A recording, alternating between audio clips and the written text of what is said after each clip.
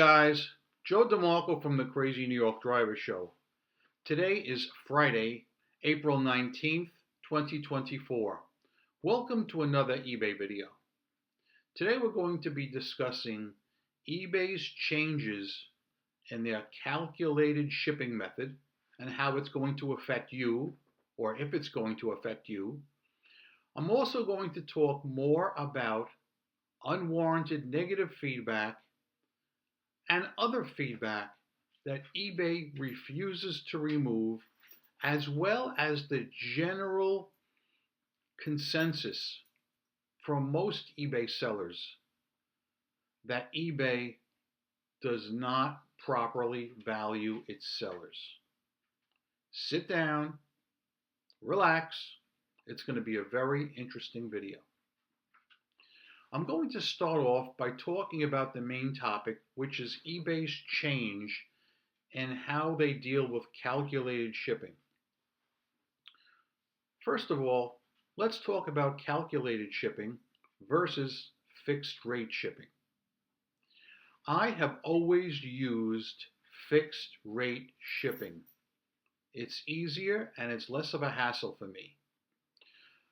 Basically, if you're selling, let's just say, a 3-pound item in a 17 by 17 by 3-inch box, and let's just say you're charging $15 to ship from the East Coast to the West Coast. You're also charging $15 if it's going to a neighboring state. Okay? Most of my sales do go out to the West Coast, so most of my customers actually are in fact in the zone where it's going to cost me the full amount I'm charging, $15. There are times when I ship something to a neighboring state where it's going to cost less money, in which case I make a few dollars on the shipping. And that few dollars is very important because not only does it cover the cost of the shipping supplies that I buy from Uline, which is boxes, bubble wrap, padding, etc. But you also have to keep in mind that eBay charges us a commission on the shipping. Crazy as it sounds, but it's true, guys. You need to look out for you, okay? Now, as far as calculated shipping, it will range by zone depending where you're shipping to. So, for instance, in the example I just said, my 17 by 17 by 3 box, if it's going to California, all right, it would cost the full $15. But if it's going to a different state, maybe it's only going to cost $12 or even $10, all right? In that case, it would reflect that to the buyer in the old days. But when you, the seller, would go to print the label, instead of it costing you 15, 12, or 10 respectively, eBay would give you a little break on the price, and you'd make a little on the shipping. Great for you, because you can put that toward your shipping supplies or toward the fees you're paying eBay for shipping. Okay? Now the change is eBay will now be showing the customer your discounted rate, and that's what the customer will be paying. All right? So you who use calculated shipping will no longer make a few dollars on the shipping. Just another slap in the face in a long line of face slaps we've received this year. What can you do about it? There are two choices. What I would do if I were you, I would switch to fixed rate shipping. But for those of you guys who refuse to do that and want to keep the calculated shipping option, you can opt out of the change by clicking the link in the email that eBay sent you. You will have only received this email if you're currently using calculated shipping. I did not receive the email because I'm a fixed price shipper, and that works great for me. So while this eBay change is not good for sellers, it does not hurt cute Joey one bit. I implore all of you to either switch to fixed rate shipping or opt out of the change by clicking the link in the email that eBay sent you. One or the other. Okay, now we're going to move on. Let's talk about another sore topic for everybody, feedback. First, I want to show you something that happened just a day or two ago. I received a positive feedback with a negative comment. Originally, I was going to read it off a piece of paper, but I've changed my mind. I'm going to do screenshots because I want to prove my case to you. So let's look at those screenshots now, and then we'll come back and talk more. Here is a positive feedback that I received just the other day. Item just as described, some blemishes as expected, but in generally good condition. Unfortunately, the shipping cost compared to the shipping time, nearly 2 weeks, reduced some of the ratings, meaning my DSR ratings. Now let me show you the shipping time right now. The buyer paid me on April the 5th. I shipped it out the same darn day. And of course, the post office, being the post office, took a long time to deliver, which is not my fault. I just don't understand why some people get off on leaving us bad DSR ratings when we've done everything we possibly can and eBay will do absolutely nothing to correct this. There is an example of a positive feedback with a negative comment. I just requested a callback from eBay concierge on another matter. So while I had the lady on the phone, I showed her this feedback and I said, "What is your opinion on this?"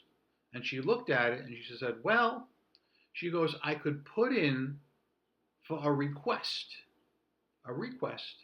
to get that feedback removed if you want, but I can't guarantee it's going to be removed.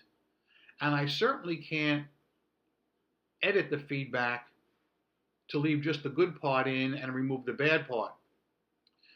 This is concerning because, as you saw in the screenshots, the customer bought the item on April 5th. I shipped it out the same goddamn day. What else could I do? The post office is slow. The post office is terrible. I get that. But this person brags about leaving me low DSR ratings, and eBay will not remove the DSR ratings. No, no, no. I'm stuck with them. Just another way to hurt sellers.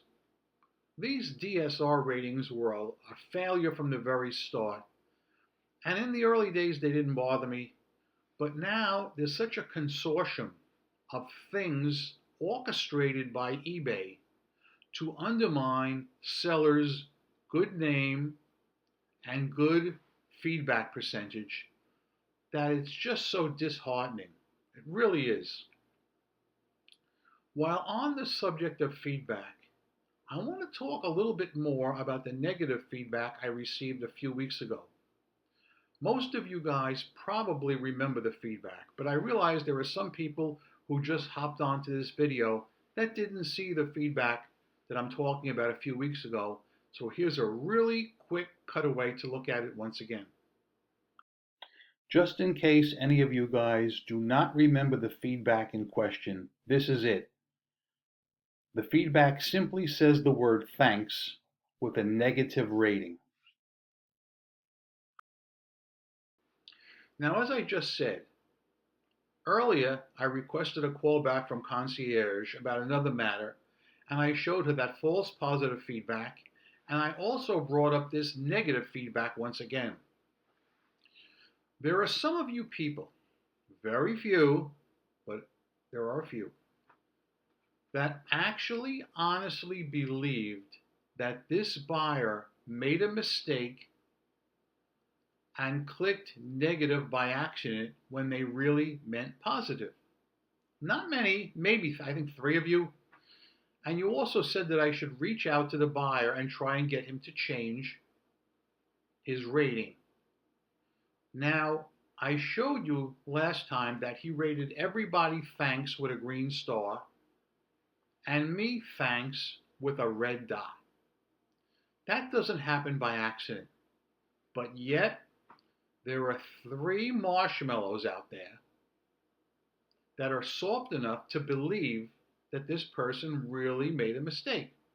So while I was on the phone today with concierge, I brought up this feedback situation again. I showed it to her, and on her end, she told me that this guy intentionally left negative because he left me 0 stars for shipping charge and 0 stars for item as described. How the Christ can anybody leave 0 charge for shipping charge? 0 stars for shipping charge when they know the shipping fee ahead of time? That shouldn't even be allowed. There should be no rating for that because they're agreeing to the shipping fee when they purchase the item. As far as the description is concerned, I showed the rep that the measurements were clearly in the listing 9 inches, and in his correspondence with me, he stated he wanted a 10-inch item. And she said she totally understood my point, but eBay would not allow the feedback removal unless he specifically said in the comment, for instance, the buyer sent me a 9-inch item and I really needed a 10-inch. Then they would remove it. But because he just said thanks, a generic comment, they won't touch it. eBay and their laissez-faire attitude really stinks lately. And I'm hearing this throughout, not just the comments, but throughout all the Facebook groups. And guys, we need to stand up now. As bad as it is now, I think it's going to get worse. Every one of you guys who's commenting on my videos has a YouTube channel. Why don't you make videos specifically dealing with negative interaction you've had with buyers? Has a buyer left you unwarranted negative feedback? That's a video. Has a buyer left you positive feedback with a negative comment? That's a video. Has anybody tried to scam you and gotten away with it? You got it. That's a video. Now, I know some of you like to hide behind the cloak of anonymity and say you don't want to appear on camera. I don't think that's a valid excuse, but let's run with that for a minute. Even you guys could still make videos using screenshots and narrate them like I do. It's not hard to do, and you could still hide behind your wall of anonymity. Nothing's going to change unless we get the word out there and publicize it. You think I'm making these videos because I have nothing else to do? Not true, my friends, not true. Plenty of things I'd rather be doing right now. But I don't like what's happening. I don't like it at all. I'm showing you examples week after week of where I'm being punished unfairly and I've done nothing wrong. And that's why I like to use the screenshots as a teaching tool to prove my case to you, that I'm not lying, I'm not making it up, this stuff's going on right now. And once again, there's a very small contingent of marshmallows out there. Marshmallows are soft, and you think I know where I'm going with that. The marshmallows will say something like, well, Joe, feedback doesn't count anymore. I don't look at feedback.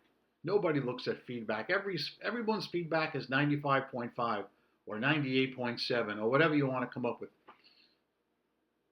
That doesn't make it right. If you've done nothing wrong and you've been assailed, you should stick up for yourself. I know, I would bet my last dollar that some of you guys would whip out that lunch money to the schoolyard bully when you were in middle school. I know it. I can tell by the way you talk, all right? I'm not that guy. I was never that guy. I always stand up for what's right. You may not quite agree with every single thing I say, and that's fine, but all of you have to admit I've always been very truthful and forthright, and I will continue to be.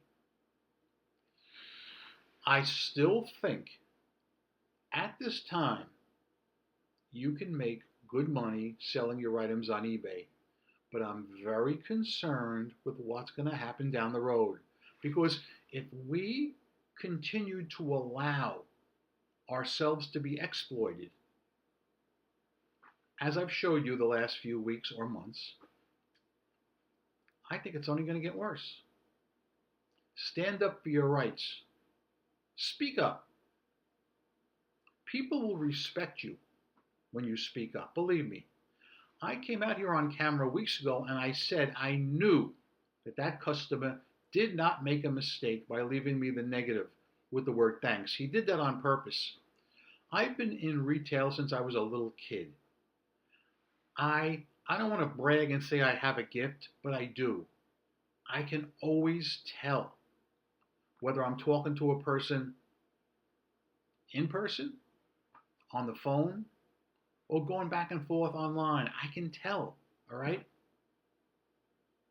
Please trust me.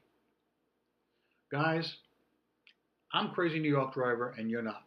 Thank you for watching this video. I hope you found it helpful and enlightening. Please comment your comments below. It doesn't matter if you agree with me or disagree with me. Disagreements on certain points are fine, but I do say you must do it respectfully. Just don't attack me personally. Not that any of you would, because you're good people. Some are a little soft, but you're still good people, even you softies. Rock on and peace.